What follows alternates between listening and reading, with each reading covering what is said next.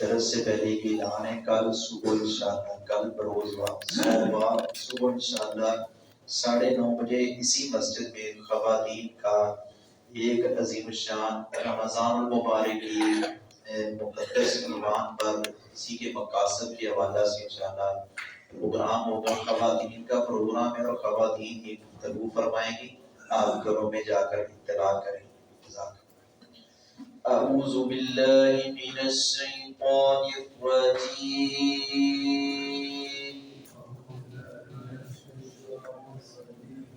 بسم اللہ الرحمن الرحیم، وَيَقُولُونَ مَتَى هَذَا الْوَعْدُ إِن كُنتُمْ صَادِقِينَ مَا يَنظُرُونَ إِلَّا صَيْحَةً وَاحِدَةً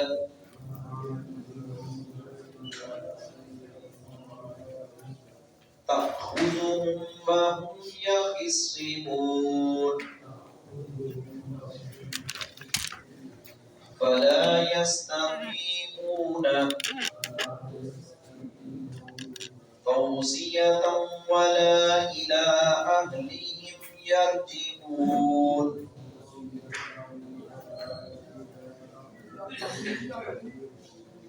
وَنُفِخَ فِي الصُّورِ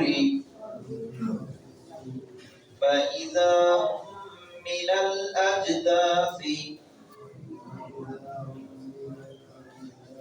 إِلَىٰ رَبِّهِمْ يَنسِلُونَ۔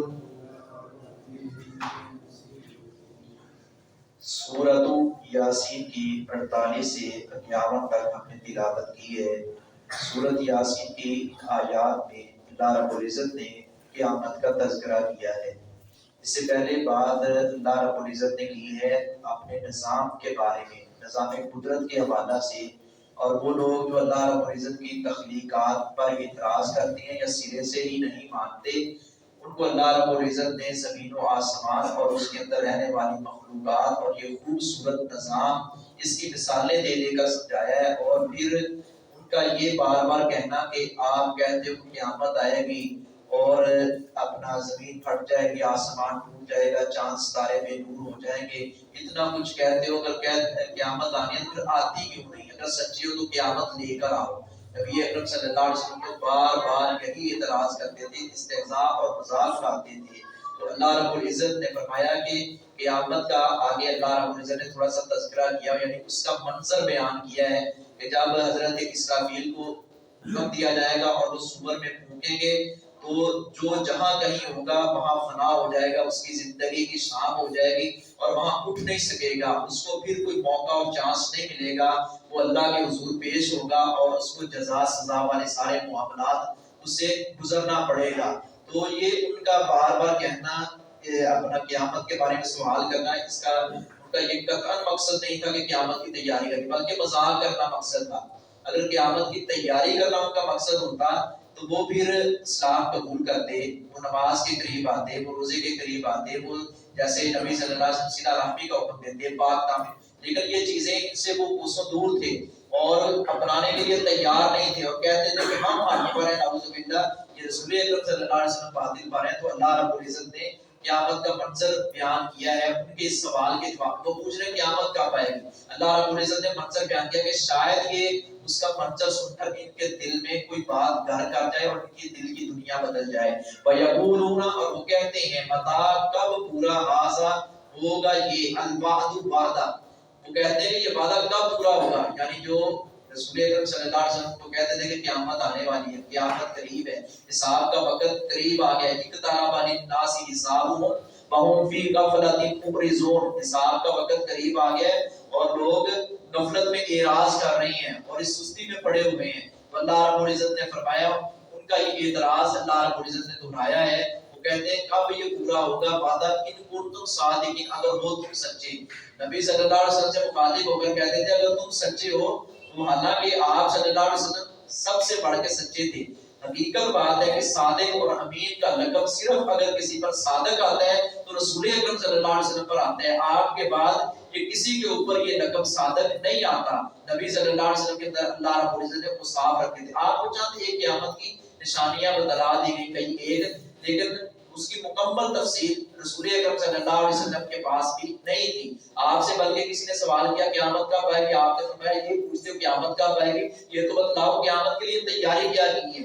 تو وہ لوگ ایسے مذاق کرتے تھے نبی صلی اللہ علیہ وسلم سے، ما ینظرون، نہیں وہ انتظار کرتے الا مگر صیحۃ واحدہ، ایک زور کی آواز کا، تاخذون جو آپ پکڑے گی ان کو، وہم یقسمون جبکہ وہ آپس میں جھگڑ رہے ہوں گے، مختلف قسم کی بحث و مباحثہ میں، اپنے معاشی معاملات میں جھگڑ رہے ہوں گے، سیاسی معاملات میں جھگڑ رہے ہوں گے، گھریلو نظام کے بارے میں، اور جائیداد ایک دوسرے کی کھینچا تانی چل رہی ہے. ایسی حالت میں قیامت آ جائے گی. یہاں تک رسول اکرم صلی اللہ علیہ وسلم نے فرمایا کہ اونٹنی کا دودھ ہونے والا دودھ ہوگا، ابھی برتن منہ تک نہیں جائے گا، قیامت آ جائے گی.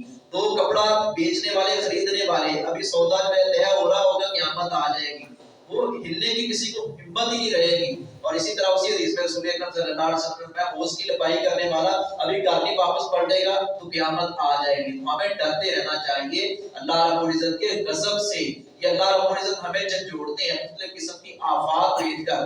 اللہ ہمیں بچا کر رکھے. یہ سیلاب، یہ زلزلے اور یہ اس طرح کی آفات زمینی ہوں یا سماوی ہوں، یہ ہمیں جھنجھوڑتے ہیں اللہ رب العزت. اور اس کو اللہ رب العزت نے ہم گناہگاروں کے لیے عذاب قرار دیا ہے، اور اس کو چھوٹا عذاب قرار دیا. والا نذیقنہم من العذاب الادنی دون العذاب الاکبر لعلہم یرجعون. اللہ رب العزت نے فرمایا ہم بڑا عذاب دینے سے پہلے، یعنی قیامت کا آنے سے پہلے، قبر اور حشر کا عذاب دینے سے پہلے چھوٹے چھوٹے عذاب چکھاتے ہیں، شاید کہ یہ لوگ پلٹ آئیں. یہ میں نے اس آیت کا ترجمہ کیا ہے. تو یہ ہمیں ڈرتے رہنا چاہیے اللہ رب العزت کے غضب سے، کہیں رب ناراض نہ ہو جائے.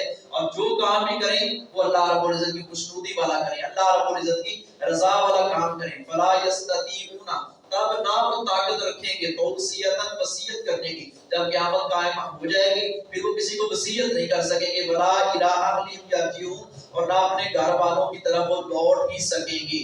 منوفی کا پھونکا جائے گا پھر سور میں، فائزا ہم، تو یکا یک وہ من الاجداث، قبروں سے نکل کر، الی ربہم، اپنے رب کی طرف. یہ یہاں دوسرے نفخے کی بات اللہ رب العزت نے کی ہے. پہلے نفخے پر جب پھونکیں گے تو لوگ مر جائیں گے، پھر دوبارہ اللہ رب العزت کے حکم سے وہ پھونکیں گے اور لوگ پھر قبروں سے اٹھ کر، اور جہاں کوئی زمین چٹیا زمین پر جہاں کہیں کو ہوگا وہ اللہ رب العزت کی طرف پلٹے گا. الی ربہم ینسلون، اپنے رب کی طرف تیزی سے وہ دوڑیں گے. اللہ رب العزت سے دعا ہے اللہ رب العزت ہمیں قیامت کی تیاری کرنے کی توفیق عطا فرمائے.